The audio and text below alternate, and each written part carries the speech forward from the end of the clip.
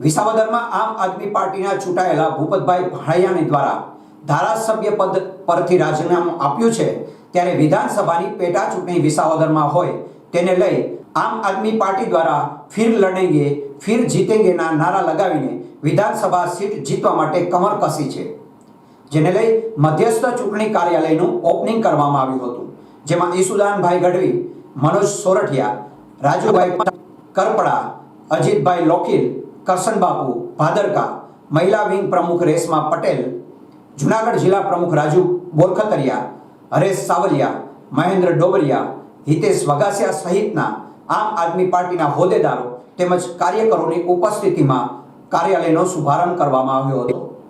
ઉપસ્થિત આમ આદમી પાર્ટીના નેતાઓએ ભાજપ ઉપર આકરા પ્રહારો કરી ભાજપ સરકાર મતદારોને ગુમરાહ કરીને ઉદ્યોગપતિઓની સરકાર બની ગઈ છે અને ખેડૂતોની આવક બમણી કરવાના બદલે ખેડૂત અત્યારે દેવામાં ડૂબી ગયો છે તેવા આક્ષેપ કર્યા હતા। પેટા ચૂંટણીમાં પણ આમ આદમી પાર્ટીના ઉમેદવારને જીતાડવાની અપીલ કરવામાં આવી હતી। આ તકે વિસાવદર તાલુકાના 7 ગ્રામ પંચાયતના સરપંચો પોતાની ટીમ સાથે આમ આદમીમાં ઈસુદાન ગઢવીના હસ્તે ખેસ પહેરીને જોડાયા હતા। તમારામાં તાકાત છે સાહેબ, અમે કોણ લડવા વાળા છીએ? અમે તો તમારો અવાજ ઉઠાવીશું। માન લો કે આ ભાઈ ગયા, એના પહેલાના ભાઈ ગયા, આ જનતા છે એને બટન દબાવવાનો છે।